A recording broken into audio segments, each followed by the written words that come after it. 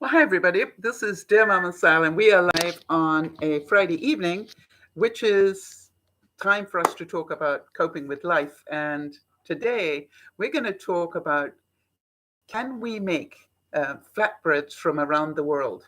And I've always wanted to be able to do it, but I had a couple of things that happened to me this week that made me want to actually do it a bit more than usual, if you like. So here is the reason why. I want to start off with that. I needed to buy some more cumin seeds, and I love cumin.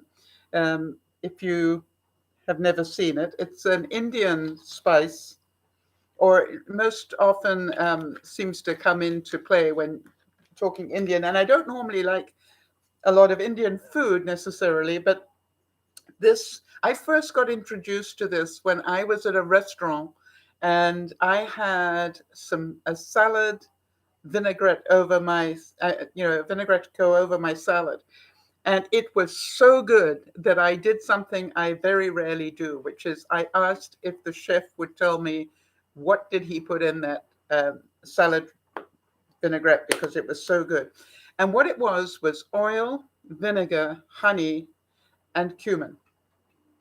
And I have, it makes the greatest, well, for me anyway, it really a very, very tasty uh, vinaigrette if you need it. So here's the thing.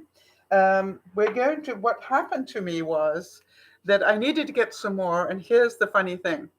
To buy this repeat of this was going to cost me just under $8 Canadian. And then I thought, I wonder, and by the way, that is for about 100 grams.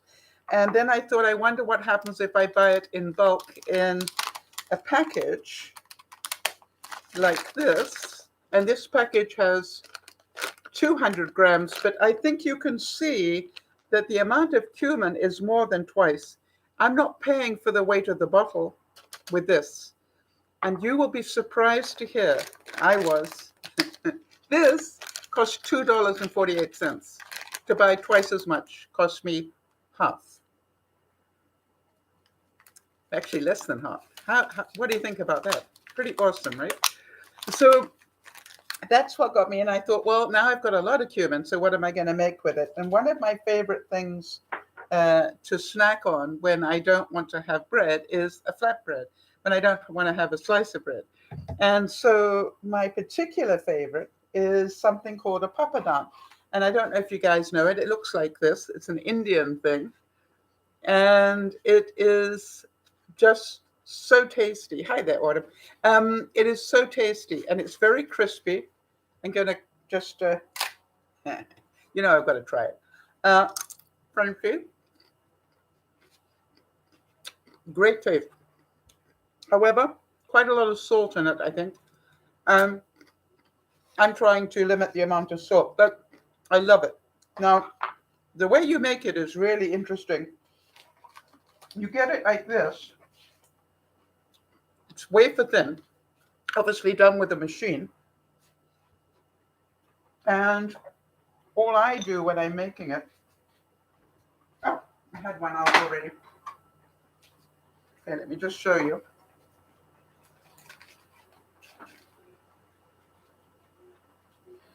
And when I want to make this, I just literally take some oil and I spread a bit of oil, not very much, over this.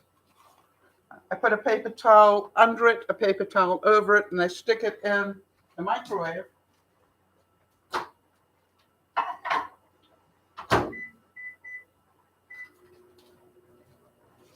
For a minute.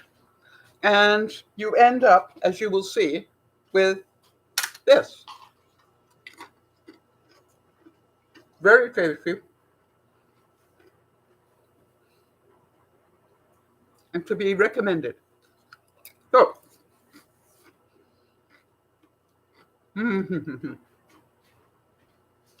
we'll let that one do. So today, what I wanted to show you, it's all sorts of different flatbreads from around the world, and I'm going to let you choose.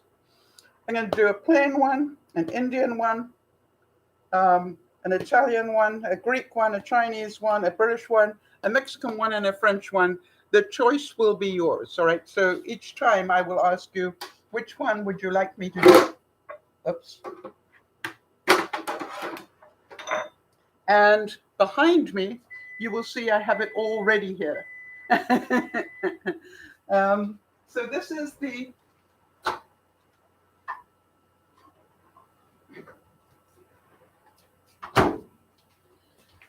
Indian Papadum.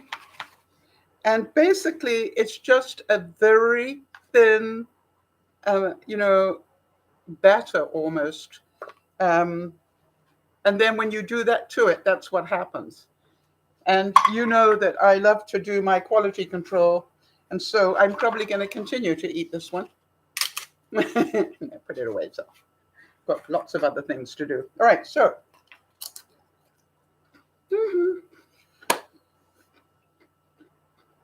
I love Friday evenings. So now you know the reason why I'm doing it, right? The price. And can you believe that was close to $8 and this was $2.50. I think $2.50, I think. Twice as much. So I'm going to use a lot there. What else do I have for you? Okay, so what basically I wanted to show you is that all these flatbreads from around the world are basically made with two ingredients, sometimes a third. And these are the ingredients. Let me just angle this for you. My thanks to Jody, who reminded me that it might, hang on, let me do this again. She reminded me it might be a good idea to put something to if I was going to play with flour and water. She thought it was a good idea if maybe I put something to protect my computer because I was going to need to do this. I thought you might like to get a closer view today. And if it works for you, let me know. And we will do it more often.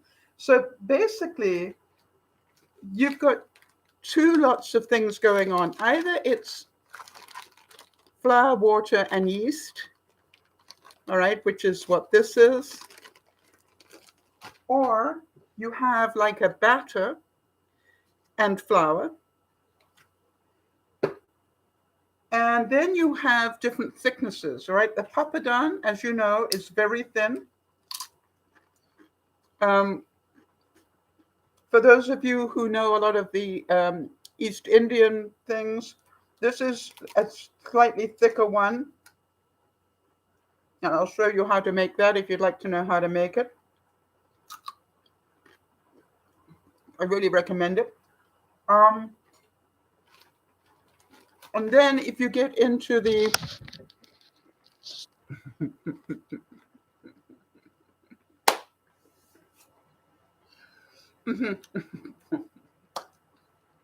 I just made that this afternoon to see if it was possible, and it was. And then the last one, of course, is the thicker one. If you've ever had focaccia bread, or if ever you have had pita bread, all right, that is thicker. So I'm pretty sure that a lot of you will want to know how to make the thin one. So would you like me to start with it? I'm going to put this list over here so I can still see it and give you our choices. So the thinner ones, let's think about that. Hi, Sarah. Good to see you. And Autumn, good to see you. How are the twins? And Jody. So the thinner ones would be this one that I just made earlier today, and I gladly show you how I did that one. I did this one with chickpeas as opposed to flour, or we could do a Chinese type one.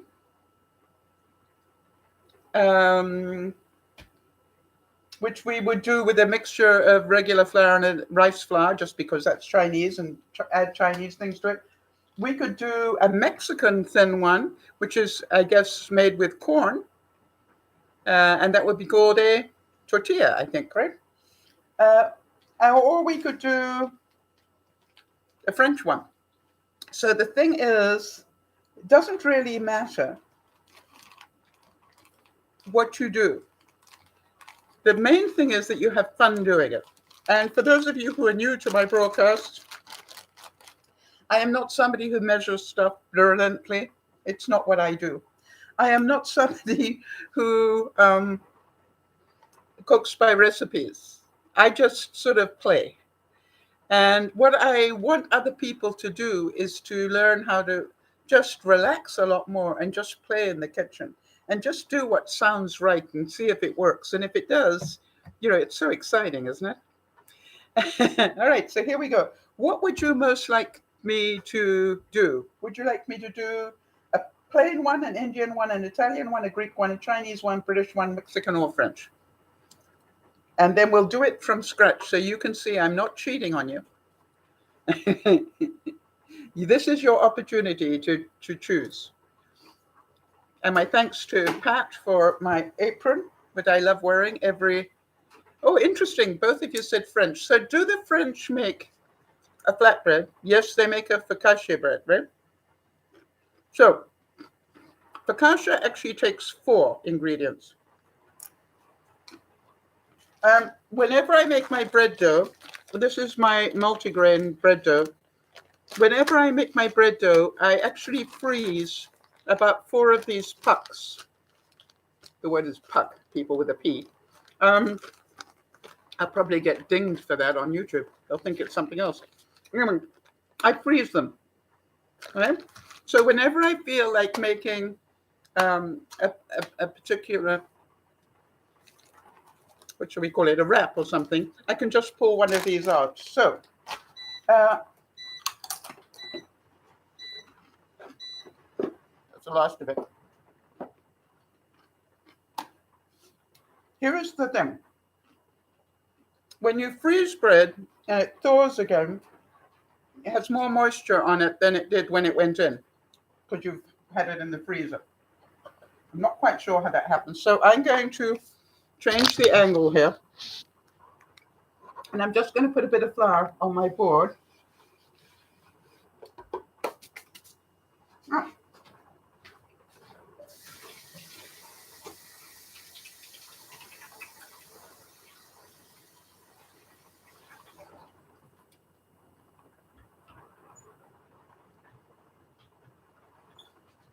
So we've got a bit of flour on there, and I'm just going to take one of these pucks out.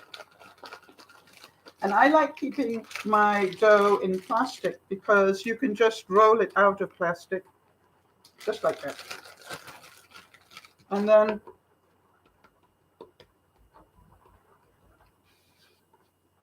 you play with it for a while until you find, there we go. So what we're going to do is just roll it out as thin as you want. Now, focaccia actually is inclined to be thicker. So I probably would need, I'm going to double it up. That's what I'm going to do. So I thought, I've got choices here. The one thing that you need to add to focaccia is olive oil. So I'm just going to do that. And all I'm going to do is just, because I know it needs olive oil in it, I'm just going to do that. And then I will turn it over and put some more on it. Okay, so now we know that's the 3rd ingredient. I'm going to roll that in. And what I did is I just made a base so that we could play with it if we wanted to. All right. And for our French bread, or French focaccia, we're going to roll that out of it. By the way, when you've got olive oil in it, it's easier to roll it out.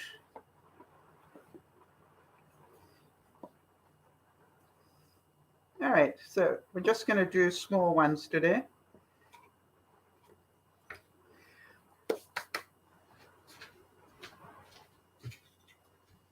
And what I've got is some brie cheese and some French herbs. Now this has got a little bit of garlic in it, but luckily it's dried so it won't affect me. So I'm just going to put the herbs on here.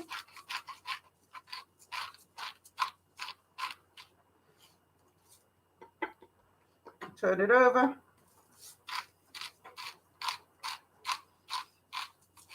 Now it's up to us how thick we want it to be. So what I'm going to do is I've got some brie here that is sort of past its prime, and all I'm going to do is just put a slither on top of that.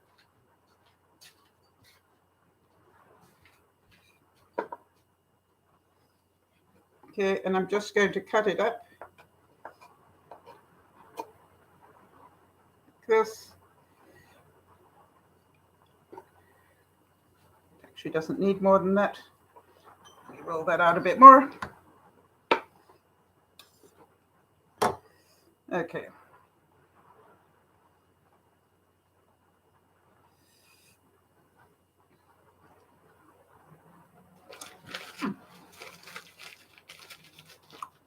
So there we go.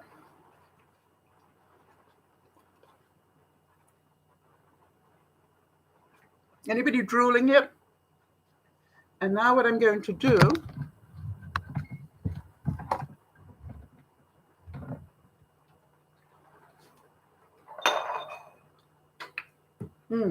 the brie has got quite a bit of salt in it, so I didn't need to put salt in it.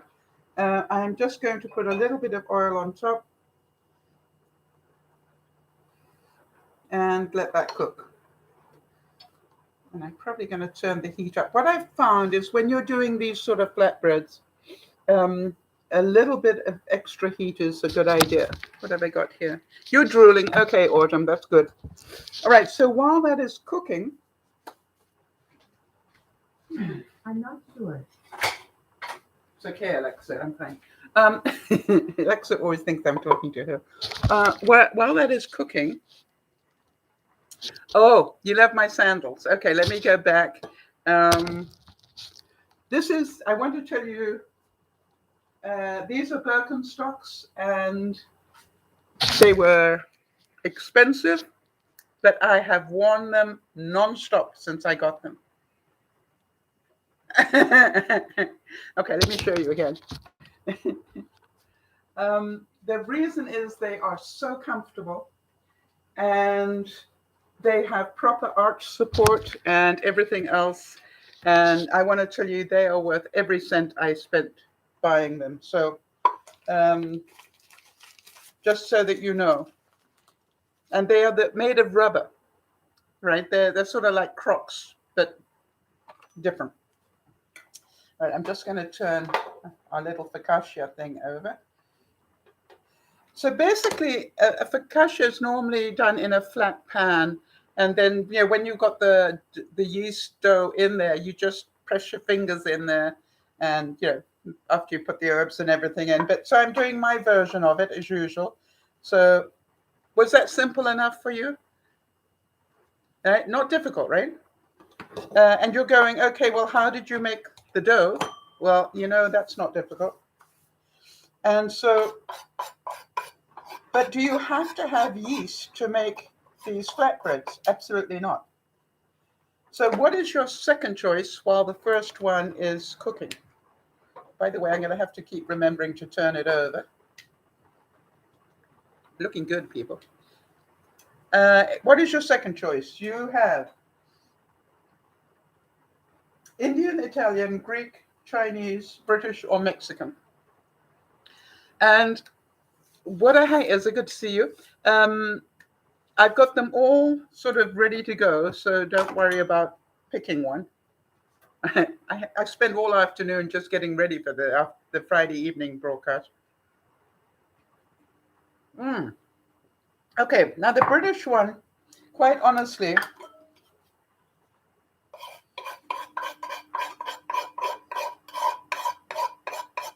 I just want to double check that is the only, oh, actually, no, that's not true. Okay, I'm good. The reason I was stalling was I'm thinking I have only got a couple of pucks of the dough, but then I remembered I have got some more in the fridge. So let's see what I'm going to do with that. This is going to be just a regular wrap, all right? That's what I'm going to do. And then I will do a Greek one as well. I'll get through as many as I can in the time. All right, so here we go. Because it's in plastic, it comes out really easily. Can you see that it's really quite sticky? Okay, so all I'm going to do, I actually cheat. What I do is I just throw my dough in there and it'll pick up the amount of flour it needs. Okay, so there we go. Probably need a bit more in a second. It's fine. So the British one, what I'm going to do is actually do I'm going to do a cucumber wrap, a cucumber and cheese wrap, because that always reminds me of England. You know, that very finely sliced cucumber. So the first thing we're going to do is to roll out the wrap.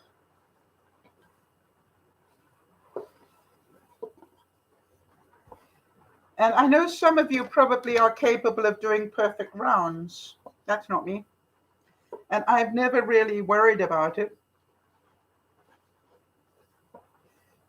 Because, you know, it's just like it's all the same stuff, right? I don't know why. I'm inclined to do oblongs rather than rounds. Must be in the way that I roll it out. So there we go. That's a very simple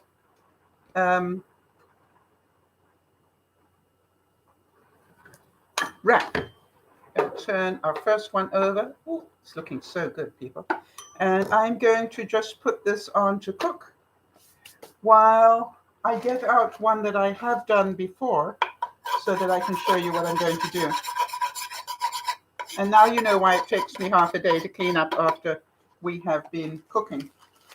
All right, so what I do is I make a couple, and then what I do is I roll them like this in plastic. It keeps them soft. So these I did a couple of days ago. And one of the nice things about wraps is that you can do that with them. By the way, you can freeze them. So now let's do the British version.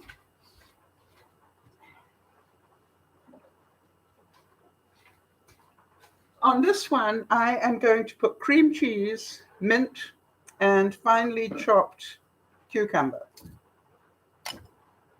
and black pepper. Stay still. Behave yourself. Thank you.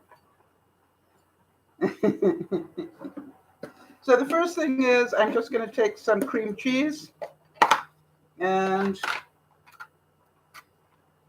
huck that on. Of course, the difficulty is going to be, this is one of my favorite wraps, so not quality controlling it will be a difficulty for me, but I can have it for dinner.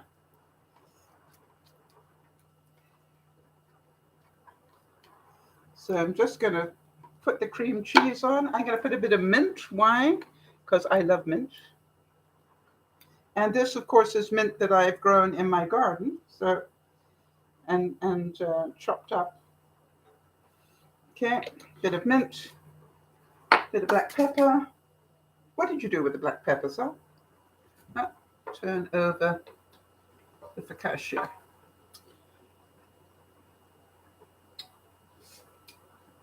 Okay, there it is. There's the black pepper, a little bit of black pepper.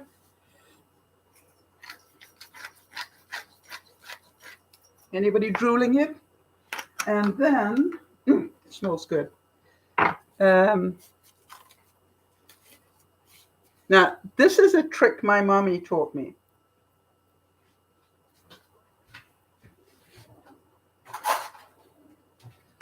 If you're cutting cucumber and you don't want to take the outside off, just take a fork and just score it.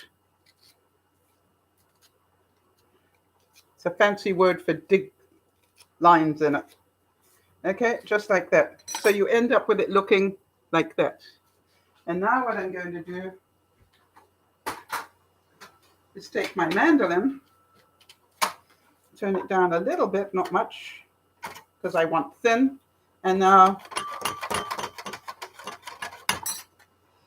looks good.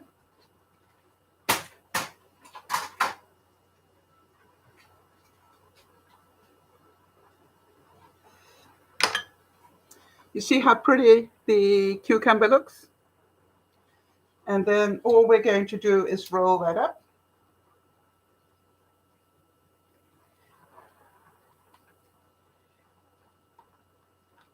like that.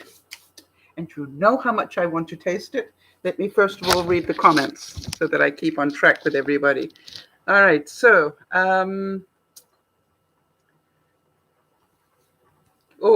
Sarah is saying that she loves cucumber and cream cheese. Okay, yum. It really is yum. I'm going to take one mouthful. No, probably two. Look, I love the crunch of the cucumber. And a little bit of mint just gives it that touch. Put it away, Shaw.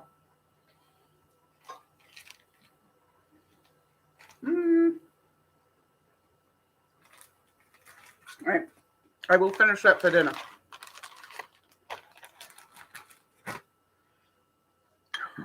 Very difficult not to go back to that.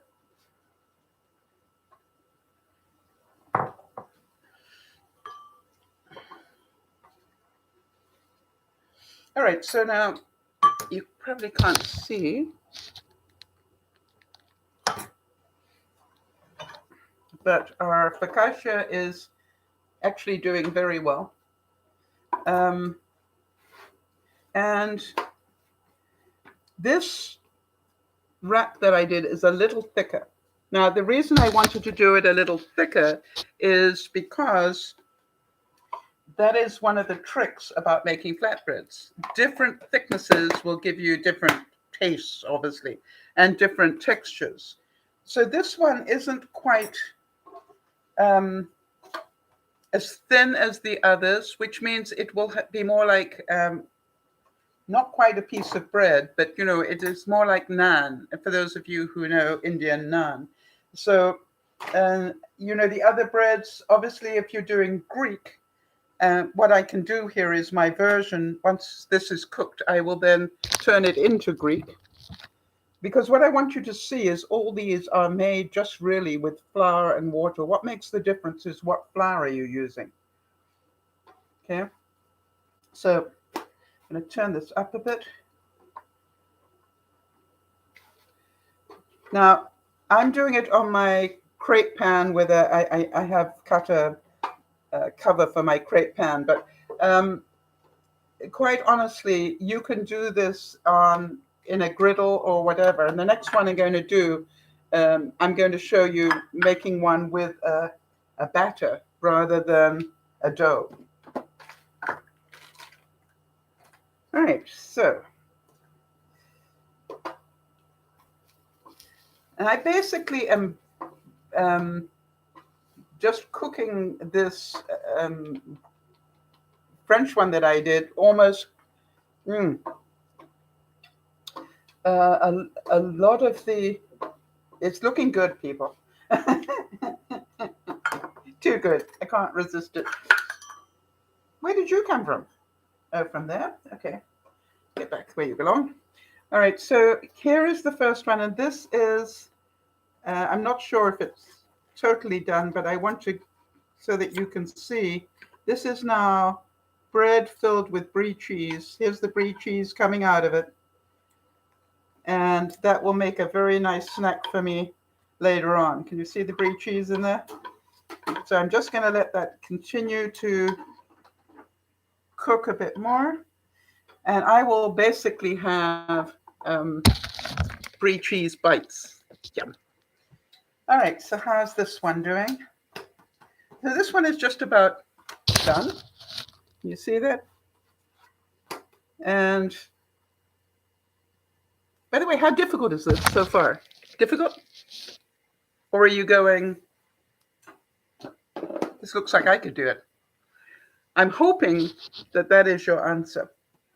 So for Greek, what would we need for Greek? Let me think.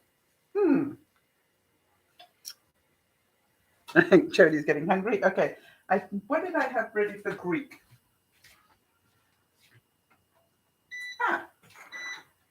That's what I was going to do. Actually, it's very much like the French. I was going to put feta cheese in it. But my question is, what herbs should I put with feta cheese? Yeah, it's not really keto, but think about this, Sarah. If you want it to be keto, what is it in there that isn't keto? All right. So in here, I made this with multigrain bread dough. All right. This is multigrain sourdough bread dough, and, and there's not a lot of it. So it's not strictly keto. So that's the next thing. This all depends on what flour you want to use. So you can make the same thing. If you remember, I made this from chickpeas. All right. Um, and if you'd like to know how I did that, I will show you.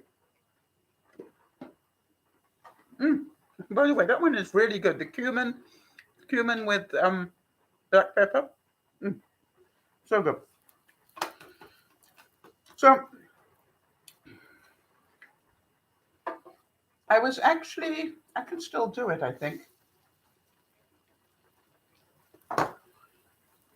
Let's get some more dough out. And what we'll do is we'll actually, yeah, you could use almond flour. Absolutely. Any flour. That's the whole thing. So this one, what I'm going to do is I'm going to actually take some more dough.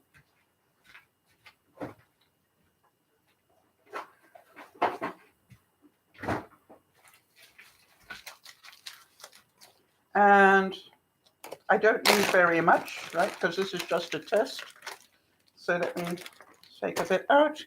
And did anybody come up with what herbs we should use with feta cheese? So I'm going to put some dough in.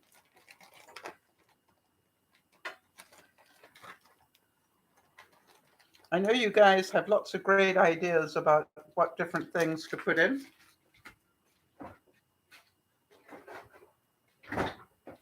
Oh, I forgot one. We've got another one. Hold on, people. Where's my pen? I've also got a Hawaiian option. What did I do with my pen? Put it away. Good idea.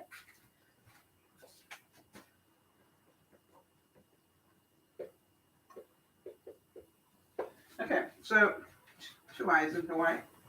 Hawaiian has one. All right, so anybody come up with what herbs? Dill sounds good. Yes, it does, doesn't it? Okay.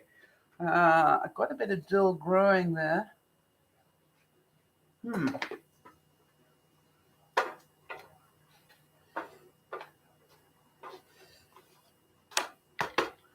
that's looking good. Now, another trick before I get there is I've got this. My tongs don't like being held together and they just release.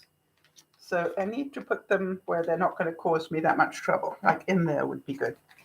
All right, so what I'm going to do is I'm just going to put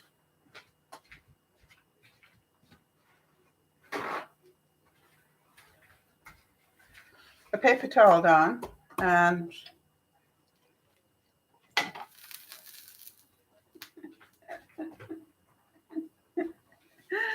I need a name for the yeah, that's very clever, so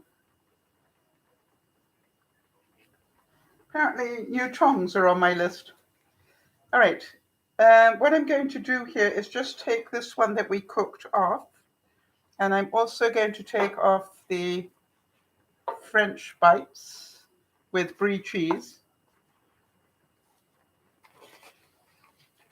and just let them cool.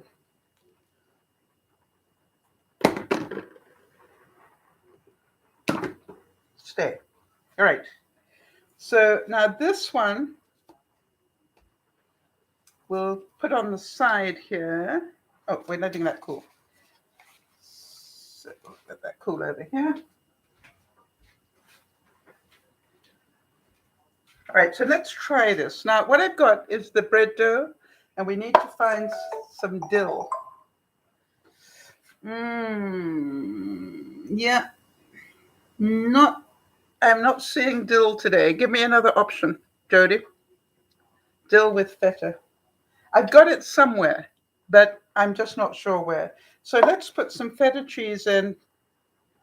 And quite honestly, how many of you would put olives in? Don't have any. Not the end of my world. So all I'm going to do is mix this up as it is, just with the feta. Okay? Time out of it. So now I'm just going to...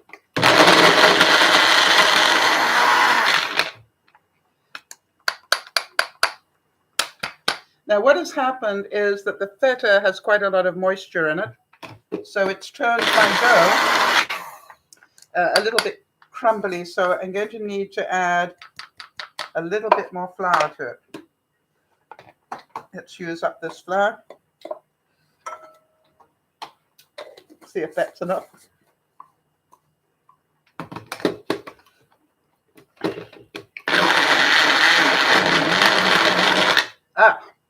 But would you like a crispy one? Would you like a crispy? Because you see, we have choices in our lives, right?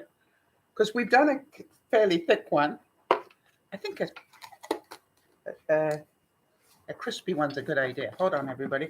So what I'm going to do is to take this mixture, the feta and the dough, and I am going to add a little bit of oil to it.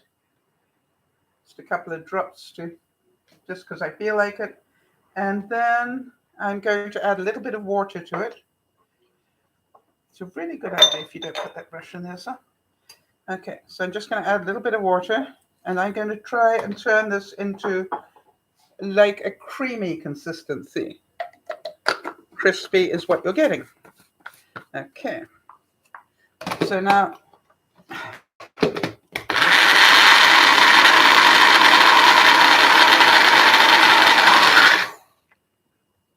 not quite enough. Maybe. Now, let's make it a little more. How many of you know half the fun of this? I'll show you when I've got it done. Okay.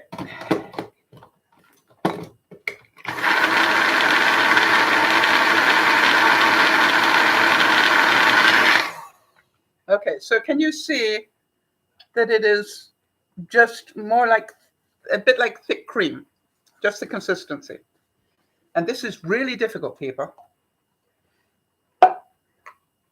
Now you've got two ways of doing it. You can make a nearly perfect round, or you can just make a crisp bread. So the first one I will do is just turn it into crisp bread.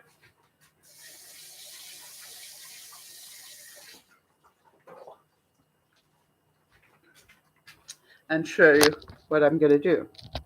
Literally, I'm just going to take this and pour it onto a hot skillet. Now, the reality is, how thick do you want it? So if you want it pretty crispy, then you also want it pretty thin. How many of you are going, you're going to burn yourself, so you're quite right.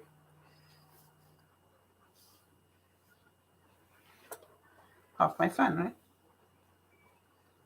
Okay, so you can see that that's beginning to cook, and can you see it's beginning to bubble?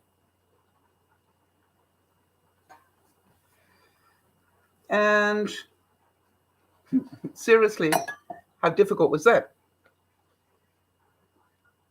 I just want to get a container to put that in so I can make another one later.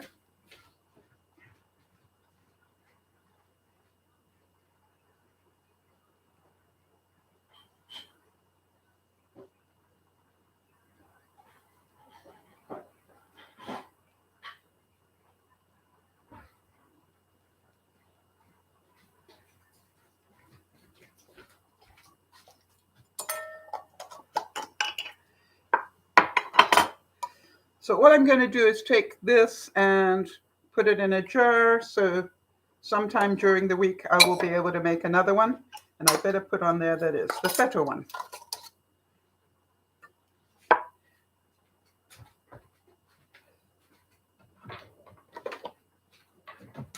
So this is a dry erase pen, so that I will know. And we can put that away.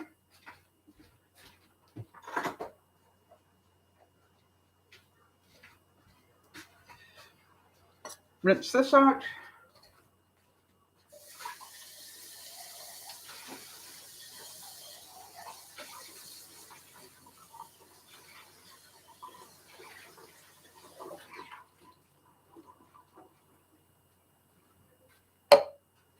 Okay, while that is cooking, while that is cooking, what is your next choice? Your choices are, we can do Indian, Italian, Chinese, Mexican, or Hawaiian. You're going to Italy in a few weeks. Okay, be careful and expect to get your butt pinched. I think the Italians still do that a lot. Do you know the basic words of please, thank you, and stuff like that? And if you don't, make sure you do. Whenever you visit a foreign country, make sure you got the basic be polite things. It doesn't matter which country you go to.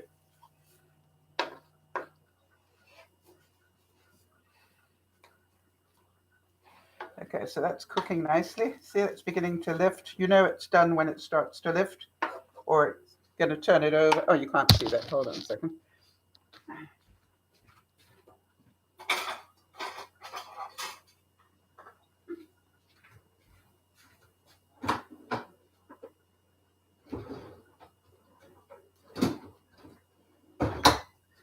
Okay, so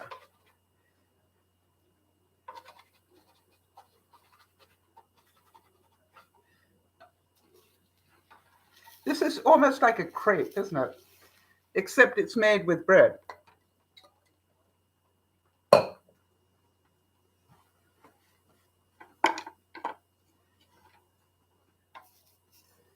And this is the feta cheese one, right? Is that right? Yeah.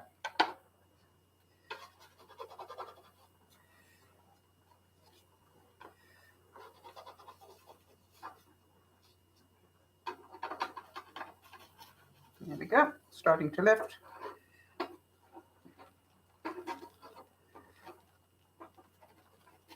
There we go.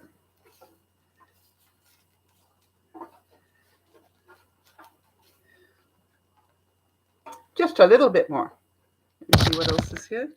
Where are you going in Italy? By the way, I'd like to do the Italian one next, and I'll explain why when we get to do it.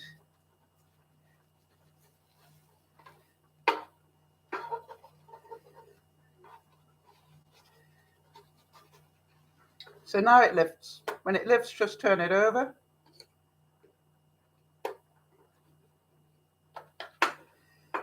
And the other thing I recommend when you're doing the flatbreads and you want them crispy, lean down on it like this, okay? Because it is pretty thin and sticky.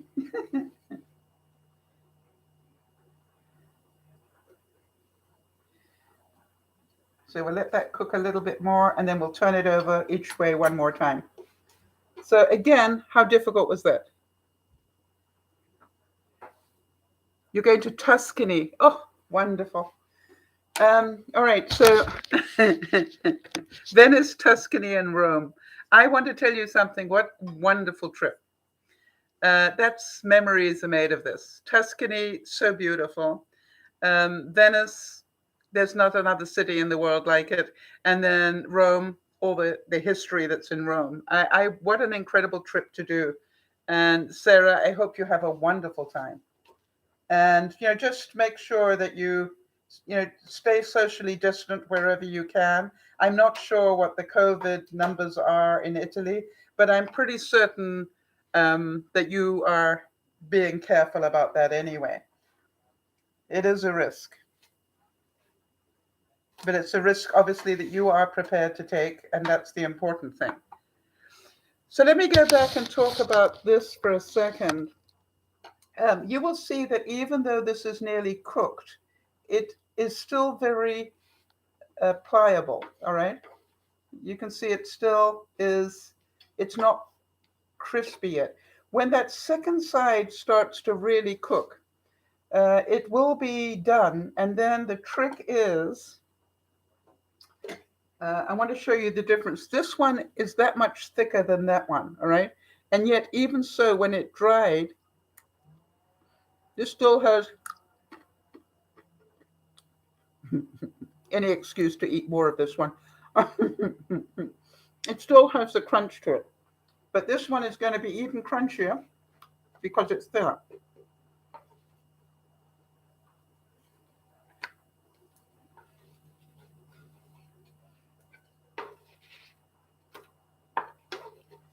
You see?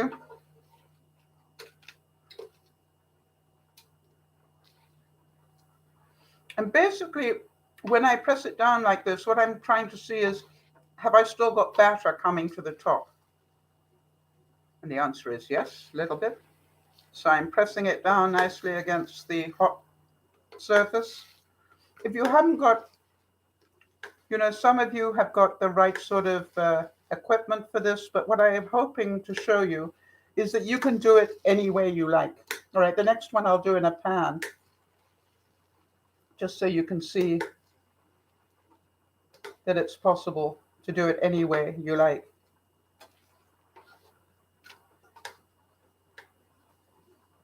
Don't know if you can you see that bubbling?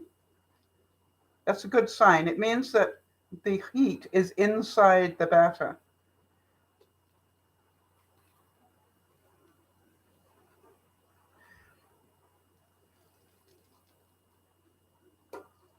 This is going to be really nice, this one.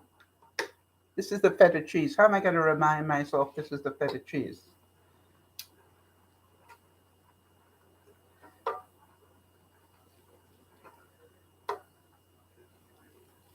Okay, this is just about done. And I don't know if you can see that, but it's got bubbles forming. And that's how I know it's nearly done. It's now a case of how crispy do I want it. And it'll actually turn crispy when it cools. Let me just see if there are any comments that I need to reply to. Oh, that's Sarah talking about Italy. We're willing to risk it. We have a backup plan if we get sick. We are vaccinated and we will wear masks. Good girl. I'm pleased to hear that. I did a whole program at lunchtime today about bullies and protests because I thought it was really important for us to know that, the amount of bullying that's going to go on about being vaccinated or not vaccinated, we need to know how to deal with it. Okay, so I consider this to be done. So I'm just going to put this on here now to heat up. But can you see how thin it is and how hot it is? So it's really thin. And as it dries, it will, as it cools, it will crisp up. So put that on a plate.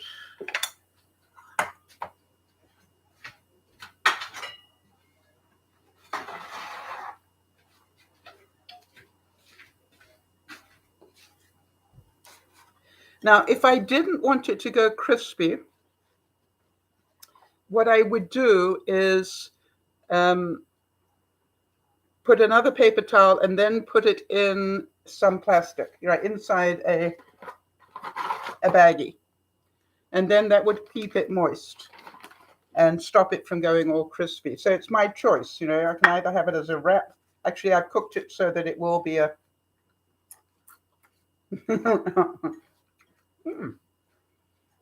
That's nice. So let's write that it's feta, otherwise I'll forget. That's good, people. I recommend that. Hopefully if I can find my pen.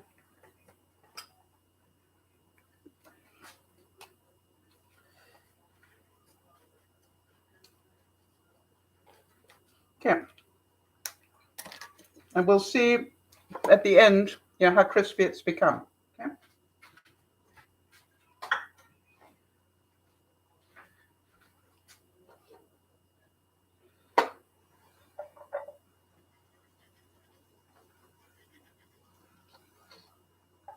All right, now I'm going to do,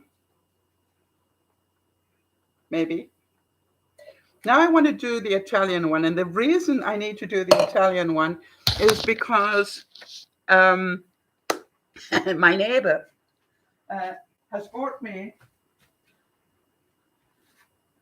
a whole stack of tomatoes that he grew. And I don't know if you can see, but in the corner there, I've got another 1, 2, 3, 4, 5 ripening right there. So I thought it would be a really good idea to make one out of tomato. So we're going to huck the tomato. We're going to huck that in. We're going to cut it up into some pieces. Now, please notice I am just not measuring stuff, right? I'm just going to make it work. So the first thing is we're going to put that in. All right, so if it's Italian, we need a little bit of oil. Okay. If it's Italian, I'm thinking a little basil.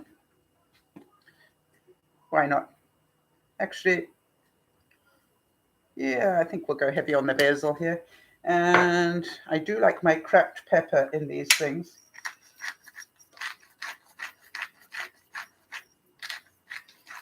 Now, somebody mentioned using almond flour. Shall we do one with almond flour, see what happens? I've never done one with almond flour, so let's try it.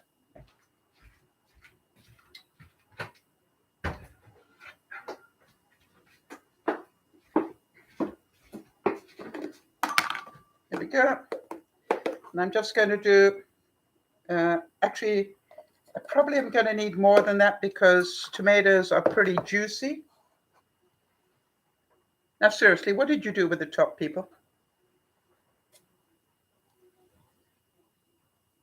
I know.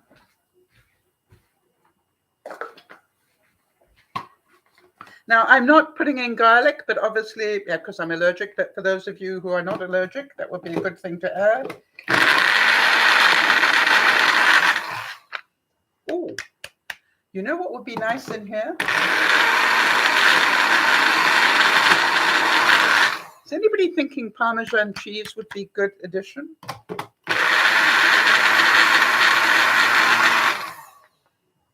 Oh, yeah, it's working, people.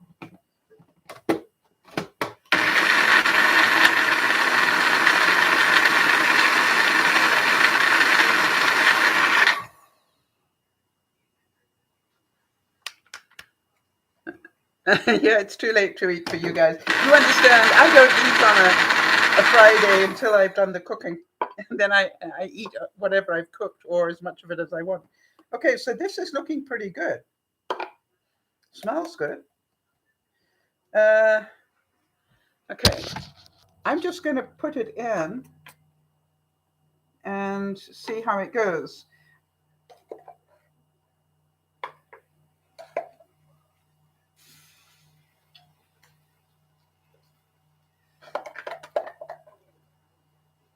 And it'll be as thick as the amount that we've got. And I don't mind.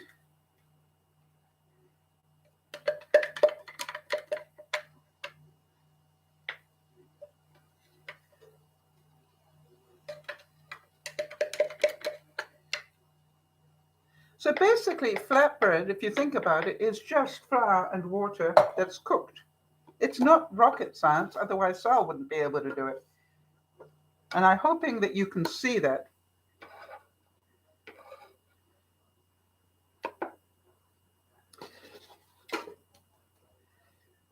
Okay, I'm going to let that cook. I'm going to put a lid on it. I have to remember where I put my stuff. I moved my stuff around last week. Okay, that'll do.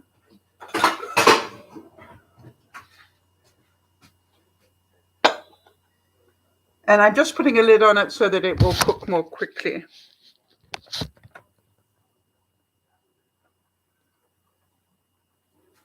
I'm going to rinse the stuff off again so that I can use it. I'm trying to minimize the amount of cleaning we will have to do afterwards. So just rinsing this out.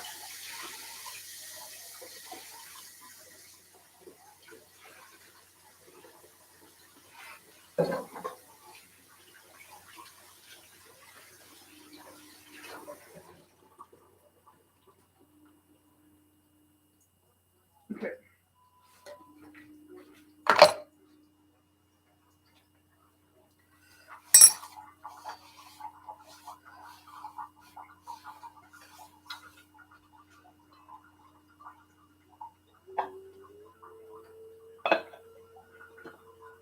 So that will take a little bit longer. So let me go back to the basics again. We could have made flour out of, I've made flour here out of rice. Right? How did I do that? I put it in my magic bullet and just put rice in there and just ground it. Done. We could make flour out of flax seeds, right? For those of you who are very healthy, we could have made flour out of quinoa. We could have made flour out of chia seeds or even lentils. Or we could have made a wrap and added those to them. All right? And what I want you to see is there is no limit to what you can do. Now, I am going to show you how I did that Indian one because that was a little more complicated because I used chickpeas as the base. Why? Because I'm trying to limit the amount of flour that I use. Except for Fridays. So what I did is I got a can of just regular chickpeas, all right, and I drained it. And then I put it in my Ninja, Nigel the Ninja, and ground it down as much as I could. But quite honestly, even the power of the Ninja didn't get it to the consistency I wanted. So then what I did is I took a pretty fine, I don't want to drop water on my computer, a pretty fine mesh sieve, all right? And what I did literally was to take the mixture and push it through the sieve as much as I could. And I ended up with bits. I ended up with something that looked like baby food. Got it? And this baby food I will make into more of these. I did not add the cumin and the black pepper until a little bit later. So what I did was I took the baby food type consistency and I added water until I got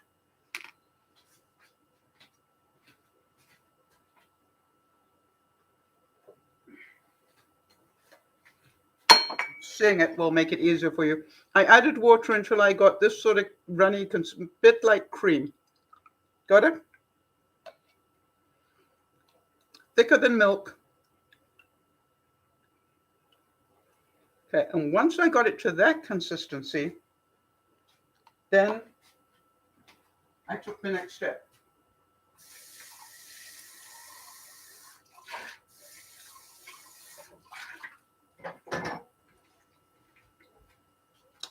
I want to show you.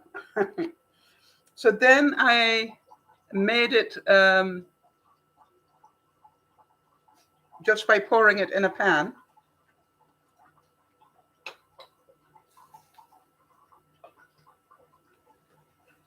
And whilst the bottom was cooking, I then added some cumin and apparently a whole stack of black pepper because it really does taste good. And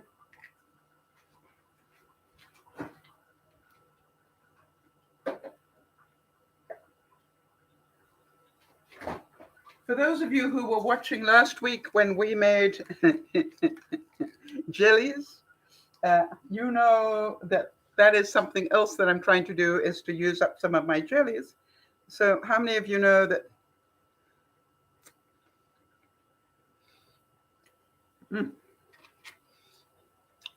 That's an awesome combination, people. So I've now got little chips. Okay.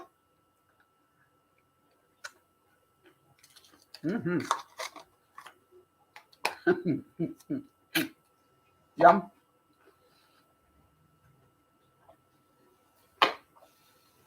Good. So you got the idea?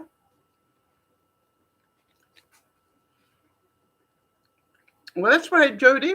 I was trying to think for the people who have got dietary needs, you know, that need to be eating keto or whatever. What I found, to be honest, Jody, was just the chickpea alone. I found made almost like a waffle. You know what I mean? It had holes in it. So I added a little bit of flour, but you could add almond flour to it. And then just work with it. You know, do an experiment, as I do. You know, to me, it's all part of the. Do not eat the rest of that. So, it's all part of the experiment. That's what I enjoy about it. And I have never done these before, except, you know. All right, so this one was thicker. So it's, you know, and it's in a pan. So we're going to need to leave that for a while. Jody, could you make a note that this is the Italian one that we got cooking here? And in the meantime, do you want to go on to another one, or have you got the idea?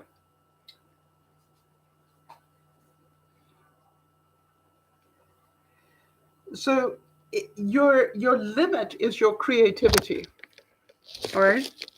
You are literally, you can make as many different flavors and as many different types as you want to. And I would say that if you are trying to limit your carbs, then obviously use flours that are healthy. I haven't tried turning lentils into flour, but why don't you do that? So have I got another?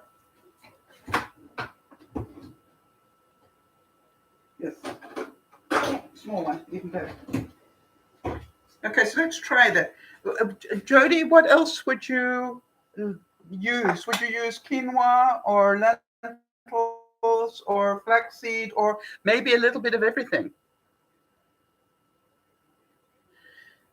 Jody, where were you when I wanted to know what to put on that one? Oregano is a great idea. Hold on a second. Do I? No. I actually ended up putting basil in there. That's what I did, and it's good. Smells good. All right, quinoa and flax. Let's see if we can make flour out of it, all right? So nothing special, all right? This is quinoa.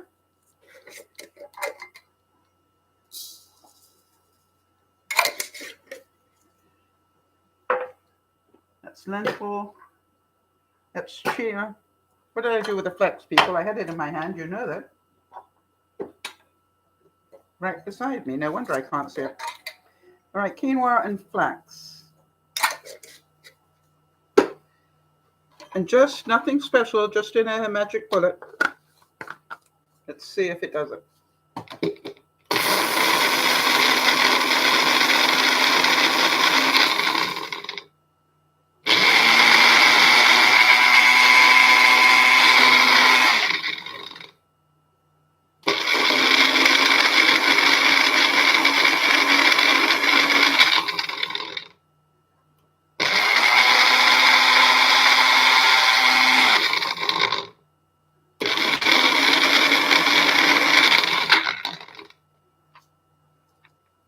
Okay, that's so far as I've got, Jody.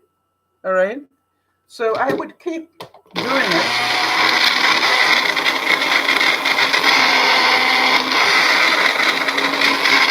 Okay, let me show you what I'm doing. because I think this is a neat trick that I learned of some time ago.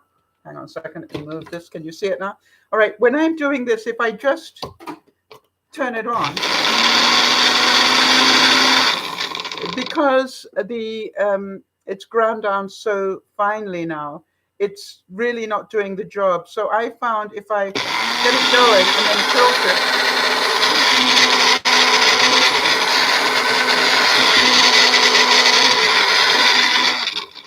Does that make sense? It actually forces it. All right, it forces it to get more evenly distributed. Now, what I would recommend, Jody, is if you are doing this mixture, I would recommend putting some water with it. Oh, that was too much water. So I'm going to put some almond flour in there.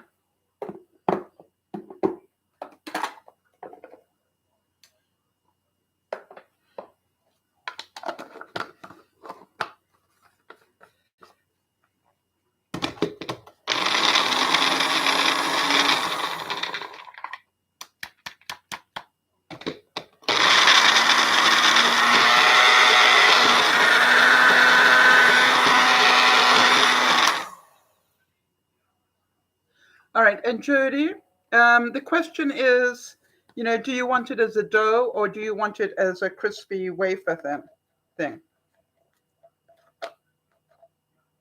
That would be my next question.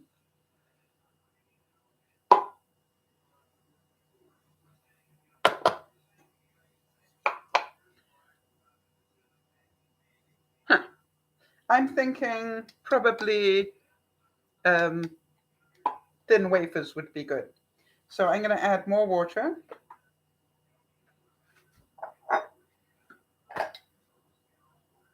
All right, because what we're trying to get it down to is almost like a batter. Yeah, I think so as well, Jody. She's saying wafer.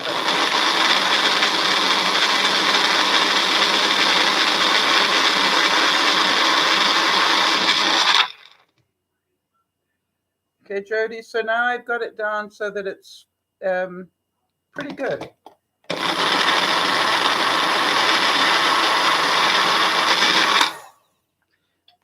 Okay. Yep, that's pretty good. All right, so let me see how that works.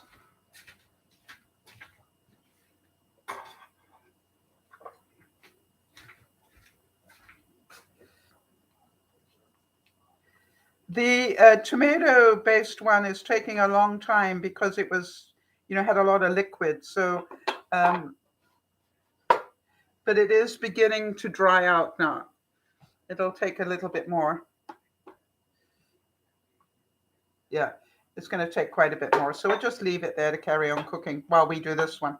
All right, Jody. So now I've got this down to a, can you see that sort of cream-like consistency? And what I thought I might try is just doing some little ones.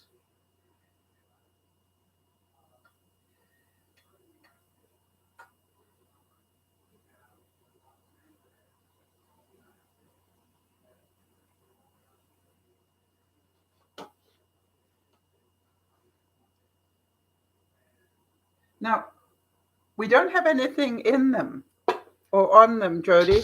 So, what shall we sprinkle over them that will be tasty? Oh, you got to see this, Jody. They are immediately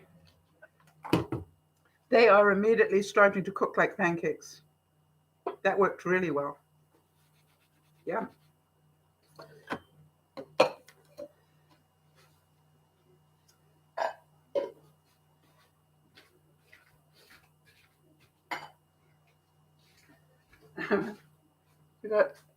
Can you think what you would like on them? Sesame seeds, good idea.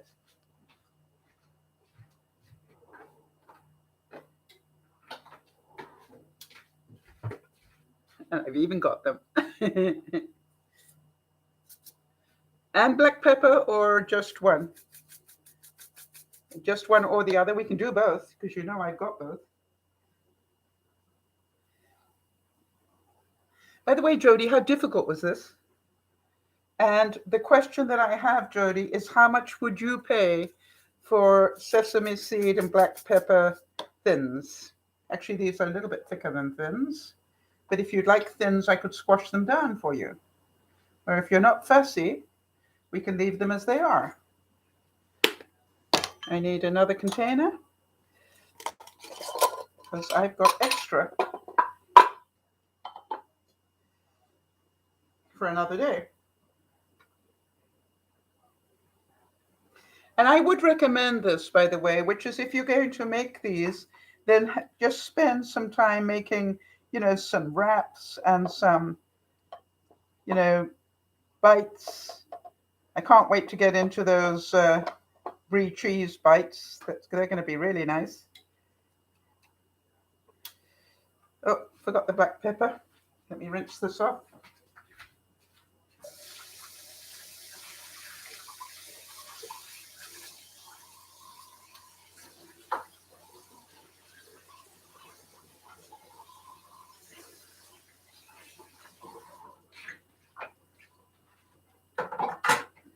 Black pepper.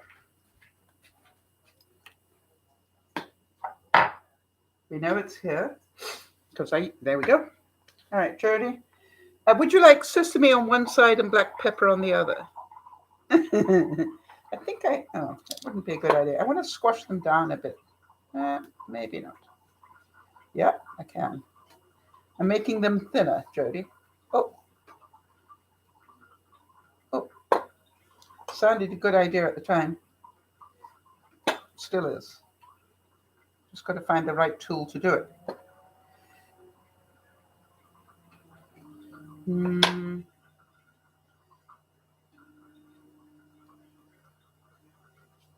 Okay, you can't see what I'm up to, so let me show you what I'm doing here. I'm just literally taking them now. That it'll probably be easier when I turn them over because the other side will be, yes, okay, that's a better idea. Turn it over first, Jody, and then press it down some more. Got it?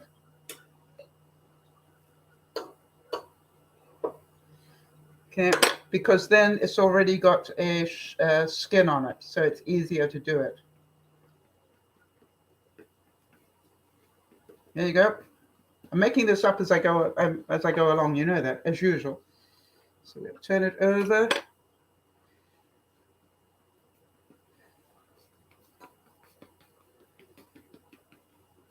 Now you could make a couple of dozen of these in no time at all. All right.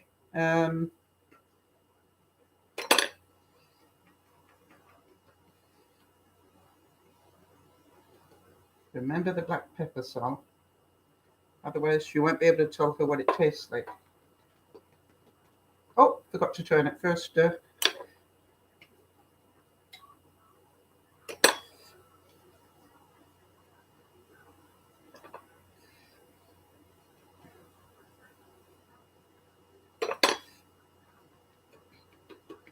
Okay, so definitely recommend that. Jody, cook the one side first, and then I'm going to put the black pepper on the second side, right? Okay, hold on a second.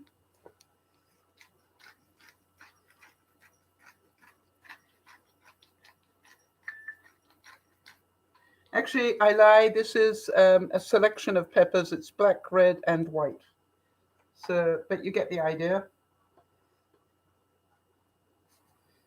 I'm going to press the pepper in.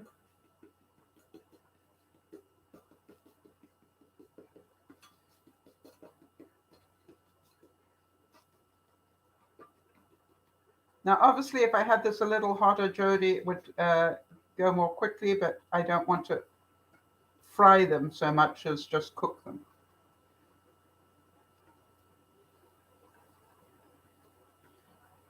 Yep.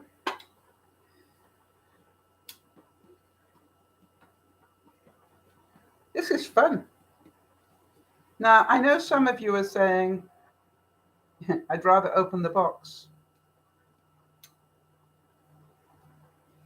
But let me tell you something. If you did a whole batch of these,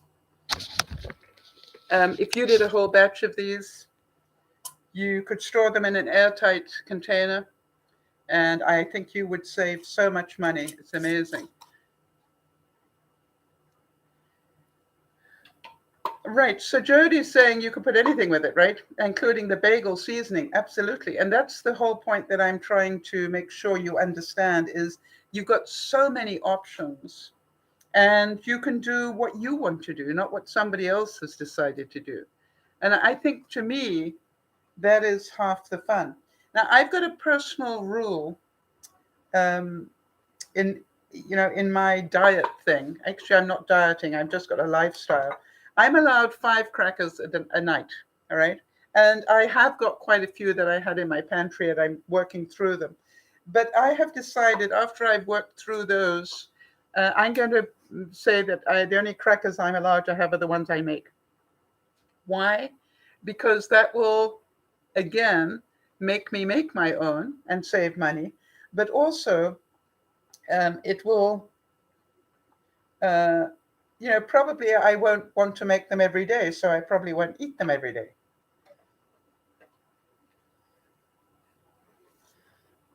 Okay, Jody, you need to see this. They're beginning to brown already. They look good, Jody. Good choice. I'm continuing to flatten them each time I turn them over.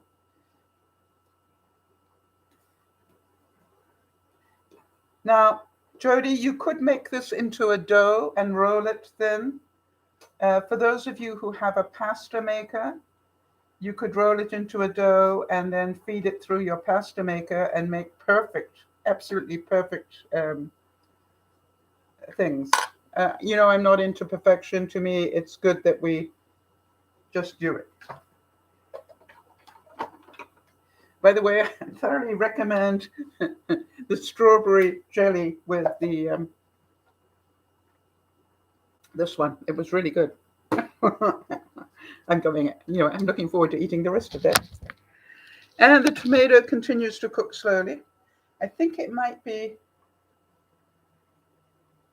yeah, it's nearly done, so I can turn it onto this, in which case it will cook more quickly. Let me just get a suitable instrument of torture here. It might fall apart, but I just want you to get the idea. It's going to fall apart, but I'm getting... Okay, seriously, had enough of that. There you go. And, oh, you're not watching. Sorry, people. So this is the tomato one, and I am now spreading it out a bit. So just remember, if you're doing a whole tomato like that, it's going to take much longer because of the water in the tomato. We'll let it get a decent skin on the other side, and then we'll be able to place some more.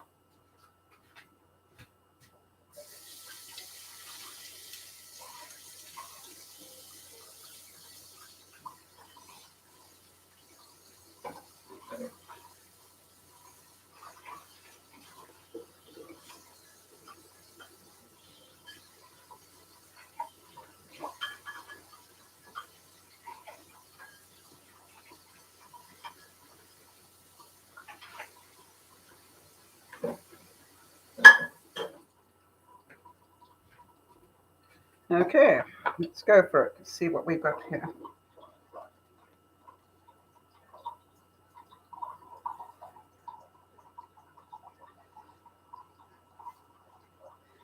Jody, I'm thinking that once you've got this sort of thinness, you could just put them into your one of your fancy machines and just let them slowly finish cooking if you want to. All right. But they definitely work. And it looks a lot like rice flour, to be honest. I don't know what it's going to taste like, and I'll tell you that once we've got one cooked.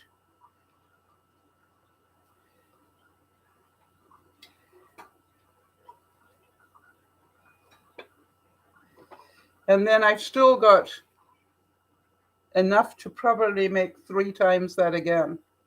It doesn't take very much. All right. Any other questions like that? Good idea, Jody. To sort of just talk about one that you made up on the spot, because then you know I did it from scratch, right? The main thing is, have you got something that will turn it into flour? And I know you do, so it makes it easy. So the rest of you, anything else that you would like to see me try or not try? Let me know. If not, I'm going to carry on with. Oh, that wasn't a good idea, Sal. You need this. I will carry on with some other things. So the sky is the limit as to what you want to do. That's what I want to say. And I hope I have demonstrated it is not difficult. All right. And if you made a batch of, 36 of these and put them in, little containers with, maybe a dozen in each or something, really good. I might make some as Christmas presents for the people I know that are diabetic. I might make some that are, um, diabetic friendly, like Yvonne. I think the tomato one might still be cooking on Sunday, but I could be wrong. I got to leave that. In the meantime, I'm going to make some space, and I've got some more unboxing to show you that I thought you might be interested in. So let me just clear this lot of. No, I need those. Bring it back.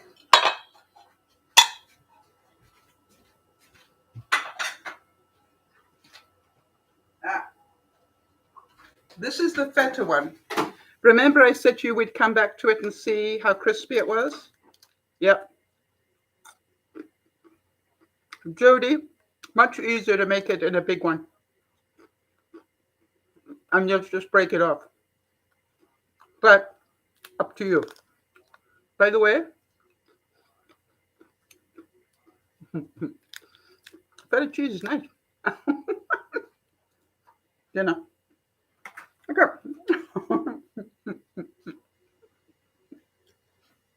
What was I trying to get to? Yeah. You remember that we were making these jellies and things. I did buy some extra of these small containers so I can start making jellies. But what I also got online was some pre-cut Christmas material.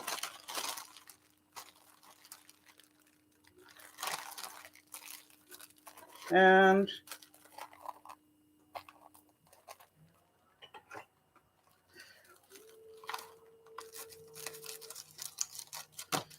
that's so that with the containers that I have, and these are all different things. All right, what I will do is just cut them into squares and then, put them over the jellies like that in the smaller ones. Cute. Actually, I can show you on a small one.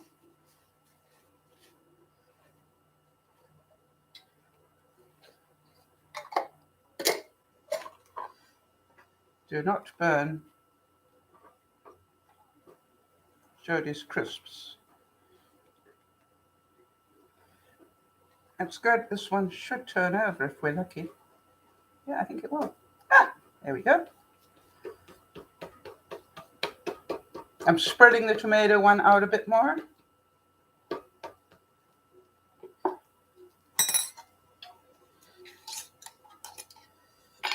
I just thought it would look cute. I haven't tried it, so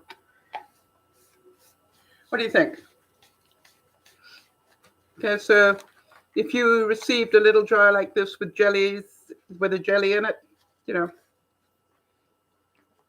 maybe a bit of ribbon around it, it's better than nothing, right? Oh.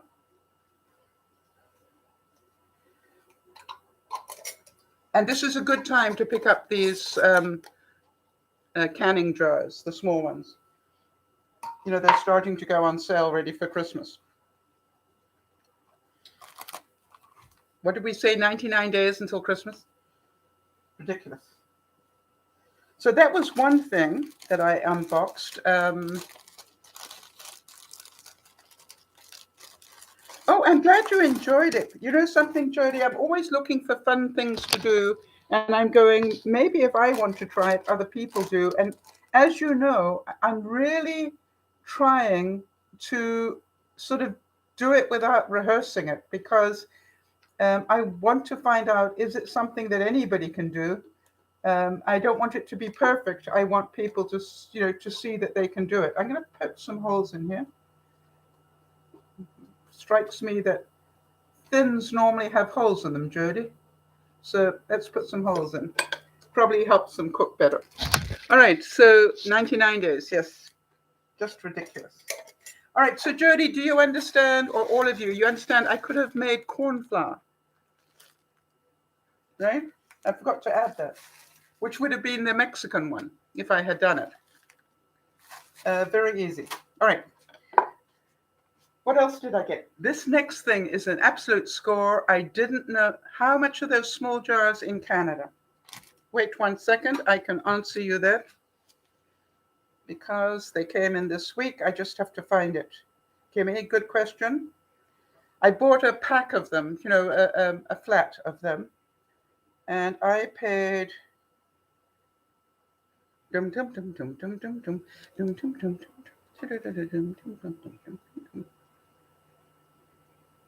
Orders.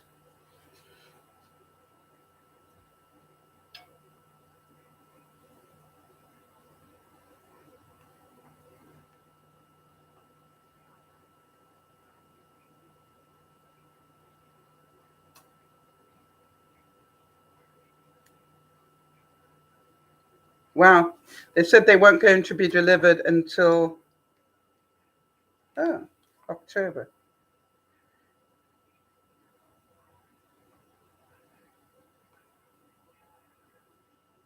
Hang on 1 second.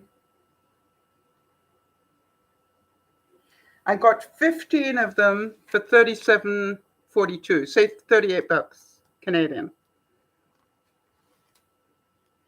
And apparently, although I haven't come across it yet because I haven't unpacked it properly, they've got stickers to put on the top of the lids as well. So, all right, it's a mini mason jar, a 4-ounce mason jar, if you want to know the size, with lids and labels. It's great for overnight oats, yogurt, spice, honey, canning, whatever. All right. So $37 for 15. Okay. I can't do that in my head, but certain some of you can. So that is about $2.50 each. But what I love about mason jars is they last so long. All right. And because I'm cooking jellies, I can actually put hot jellies in there. All right, Jody, these are just about done enough for me to let them cool, and I'm really interested to try one. All right, the tomatoes thing is definitely working now.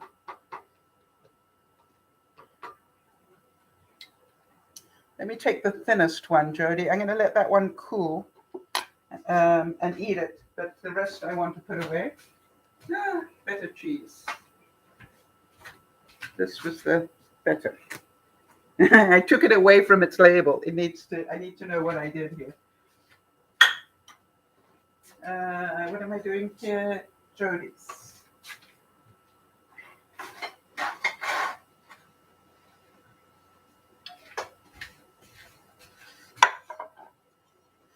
All right, so this is just to prove that we can make them out of just about any grain that you want to.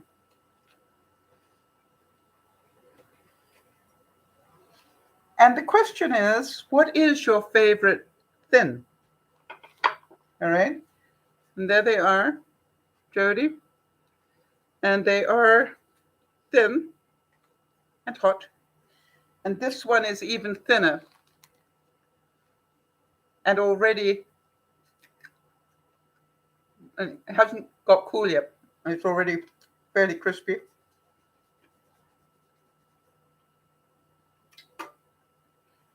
Mm, Jody, I would add something more to it, just so you know, because it tastes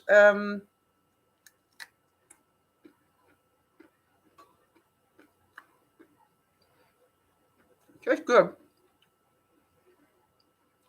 but I got a feeling that something in there to bring up the taste. I'm thinking, I don't know why. I'm thinking just maybe a splash of soy sauce in there would bring it up a notch. Are you allowed to have soy sauce? Don't it is good. Actually, the more I eat it, oh, salt. Okay, no, yeah, okay. So let's think. What else?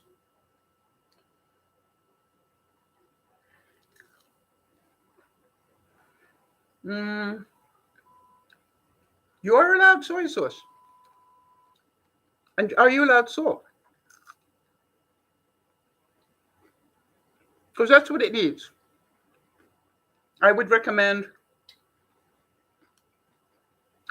mind you, if you had it like this and you put some cream cheese on it, you're probably dying out of heaven.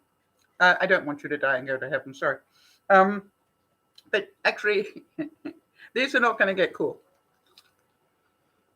because apparently they're better than I thought they were when I took the first bite. They grow on you. Mm, they grow on you. I would make these again. Okay, so Judy, question.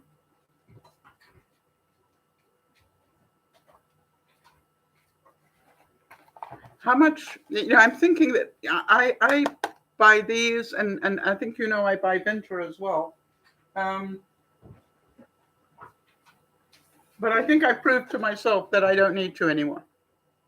All right, unless I have some, for when I feel lazy. But now I know I can make my own, and I will make a much bigger batch for myself and then keep them in an airtight bag once they're cooked. That was worth the experiment, Jody. Thank you. Mm. I'm not meant to be eating. I'm meant to be showing you what else I unboxed this week.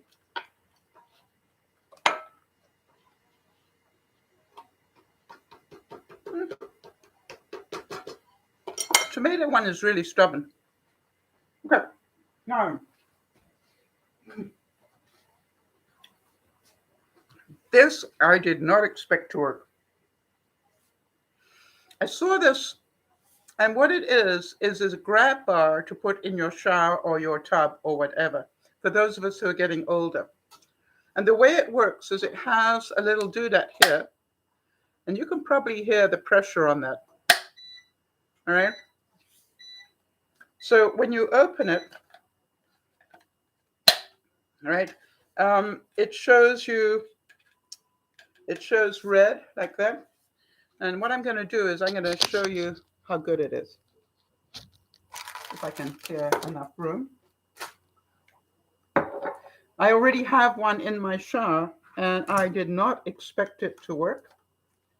And I want to tell you it does. So I'm going to make sure that it's fairly clean and pretty dry. All right, now what you do is pretty obvious. You put it down, you press hard, and then clip it down. Press hard. It shows red, and it's starting to show green, but when you push it down, it shows green. And I want to tell you, I don't want to lift the tabletop up, which of course be my luck, wouldn't it? But how about that? And so now, hope I can get it off here. Yes, I can.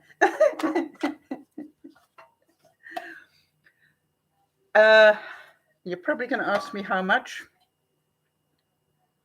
And again, I'd have to check. But I want to tell you that pleased me because now I can recommend it to my fellow,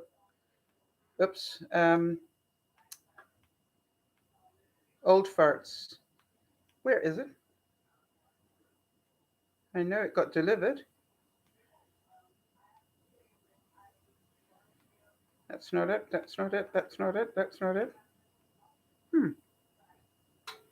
Oh, I must have ordered it a long time ago. There it is. Okay, let me find out. It comes in a set of 2.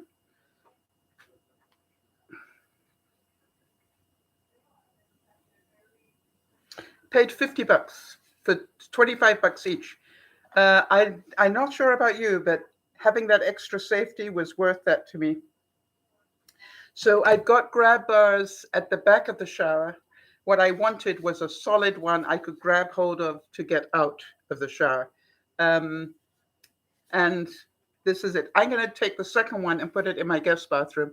And I want to see if I can actually have a bath. And is this strong enough so that I can pull on it to get out of the tub? I will let Betty Ann know that I'm going to do that experiment in case I get stuck and make sure the door is open so she can come and save me. But I've got a feeling that if necessary, I would buy a second one of this so that in the bathtub, I've got 2 of them that I can get myself up on. Mind you, I don't really need a tub now that I've got this incredible shower, do I? But you know me, it would be a nice option to have. And, it's a bit the same, Jody. I want to congratulate you on getting your new vanity, Jody. But, sometimes you've got to look at it and go, it's not just the price, it's what will it do to your mentality that you have something that pretty? In the case of my shower, I remind myself every day how lucky I am to have it. And that even though it was horrifically expensive for me, it brings me joy every time I walk into that bathroom. And, when I get the last bit in there, which will be the lights, I'll take another picture for you all so you can see what I did. And there is a balance between, is this expensive if it brings me this much joy every day? And the answer, I would say, is no for me. And, I spent a lot of money on things that don't give me a whole lot of joy. In my bathroom, I want to tell you, just every day brings me joy. Okay, now this tomato one is probably not the greatest. I think it's cooked.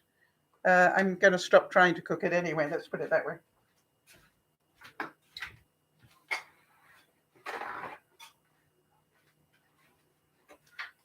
And I would say that the tomato one is probably a work in progress because I didn't realize how liquid it was to start with. But when I'm going to let it cool just so I can, right?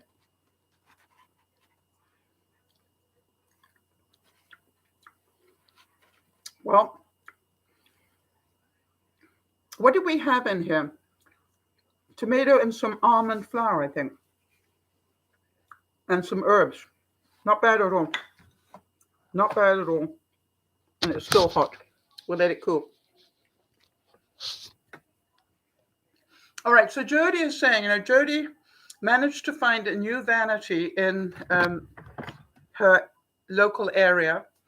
Lana went off and got it for her, and they had it installed today. And she is saying that it's already brought so much joy. It hasn't been a full day yet. Yes, I think you will find that every day you walk in, that it will continue to bring you joy.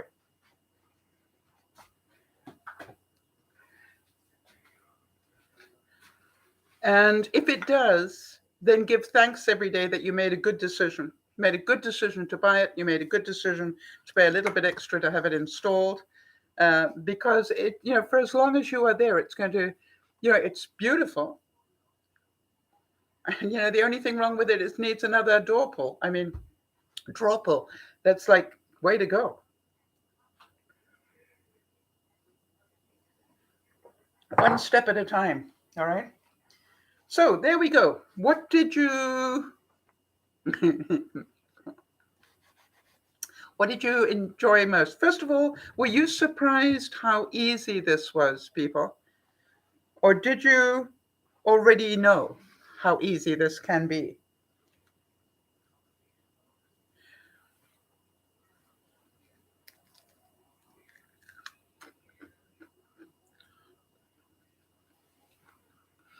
And can you see that you can make yourself some really healthy crackers and wafers and thins?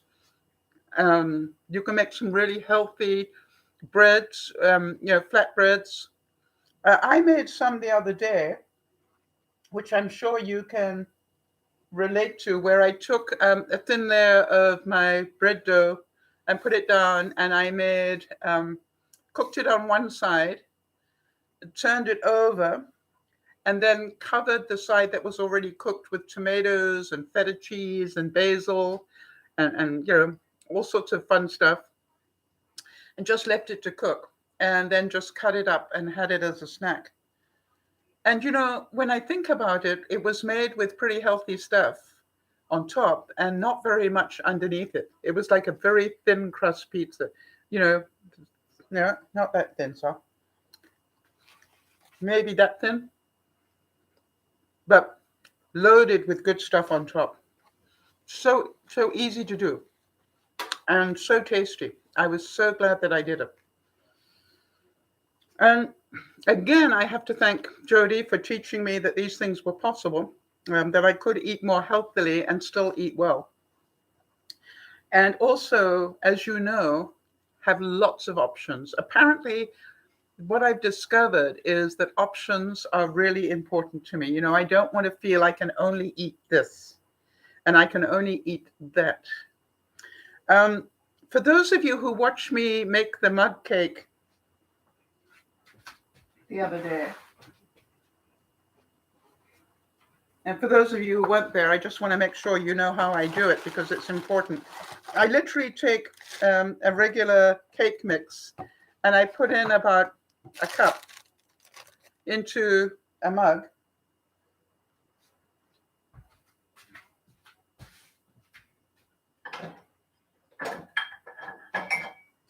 I just put it into a mug and I put in 1 egg and just mix it all up. And I just add a tiny bit of water, not very much, probably a thimble of water, and mix it all up until it's runny. And then I divide it in two different containers and put it in my microwave for 2 minutes.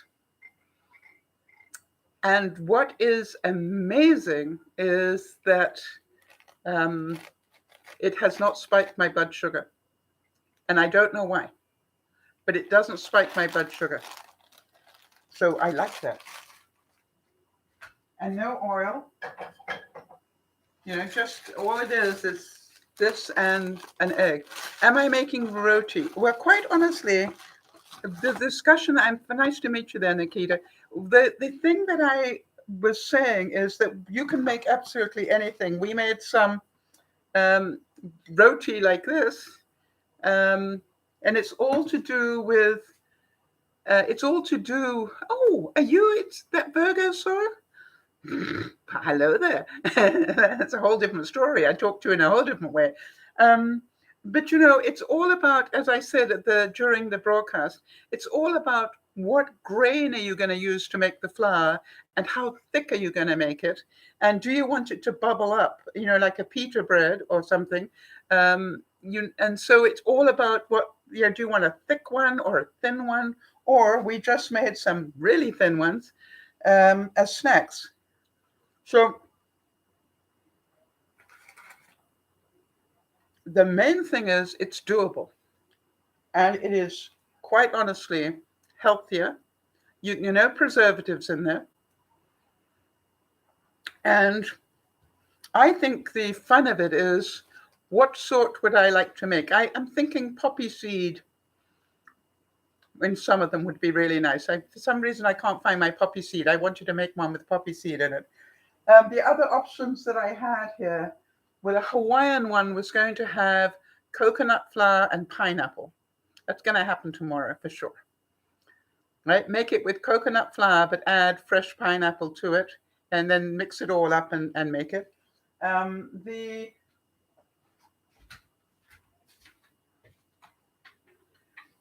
The Chinese one that I was going to do was going to have ginger, chives, lemongrass and soy sauce in it with rice flour, all right? Because we learned how to make rice flour.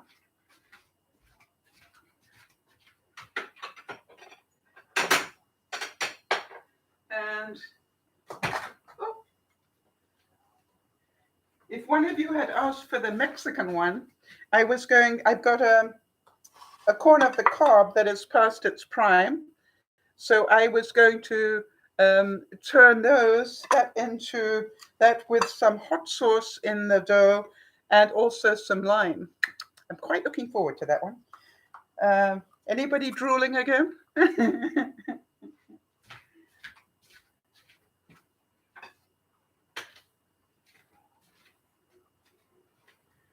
Okay, and this is the first one we did. This is the like focaccia with brie cheese. Oh yeah. Yep.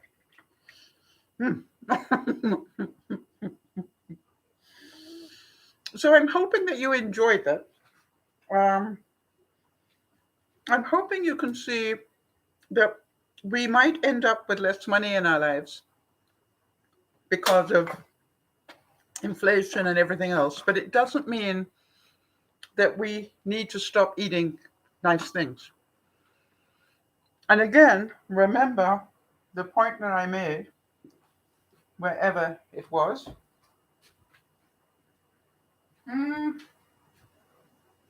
What did I do with that, people? Oh, yeah. Remember to check very carefully when you're buying stuff. Remember, this would have cost me, I just filled it up again, but to buy a new one would have cost me nearly $8 for 100 grams.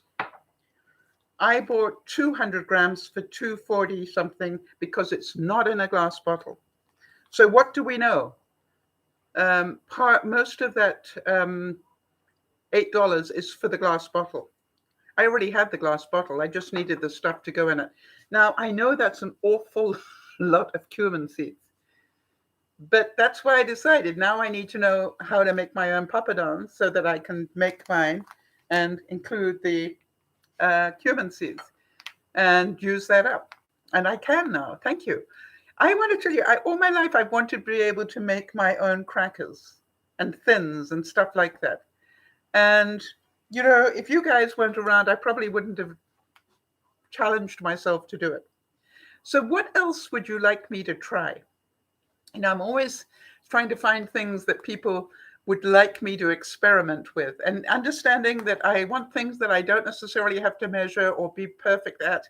I just want to make it, you know, see if it's possible. Do the experiment. Can we save money by making it ourselves? And again, yes, it might be quicker to buy the box, but think about it. How much are we saving the environment by not buying more glass, by not buying, you know, more prepackaged stuff? And that's what I want you to think about when you make it yourself. It is amazing, you know, how much you save on the environment as well. Yes, Nikita, I want to say that I have never made my own flatbreads, but I certainly will be making a lot more. But I'm actually going to probably during the week or maybe next Friday, bring out my pasta maker to see, you know, to make perfect ones. Well, you know, as near perfect as Sal will ever make them anyway. You know, and just, you know, maybe make some How many of you would like to see pasta made? Make your own pasta. So if you suddenly realize you don't have lasagna, but you want some, how many of you know that that's really simple to make? Or, you know, you suddenly decide I want to make ravioli or something. Jody, I wanted to let you know that I found this pasta in my cupboard, and I don't know what it's called. I know you will know because you're good at that sort of stuff. What do you call this size pasta? It's like bigger than normal.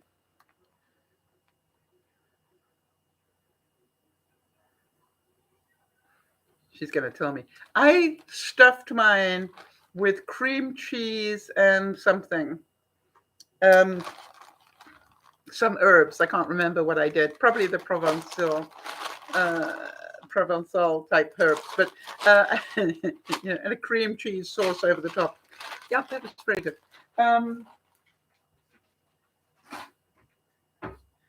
So maybe we could do that. Maybe we could have some fun with making our own pasta. And the main thing is, no, you can do it if you had to. All right, not that you may want to, but maybe if you had to, could you do it? And the answer is, I think so. All right, everybody, I'm out of here. It's like city, but it has a name that starts with M. Yeah. You know something? I know it has a name and I can't remember. If you know me, I can't remember anything, but yeah, I definitely couldn't remember that. So before we go, what did you enjoy most? What did you learn? And if you have, I can never pronounce that. So Matascotoli, no, all right, do it phonetically for me, Jodie, because otherwise I'm never going to get my tongue around it. Masticoli, no. Masticoli is what I want to say, but it isn't. Mastichioli. Hurry up, Jodie. It's going to drive me insane now. Or anybody else that knows the right way to pronounce it. Masticoli. Oh, I had it right. Masticoli.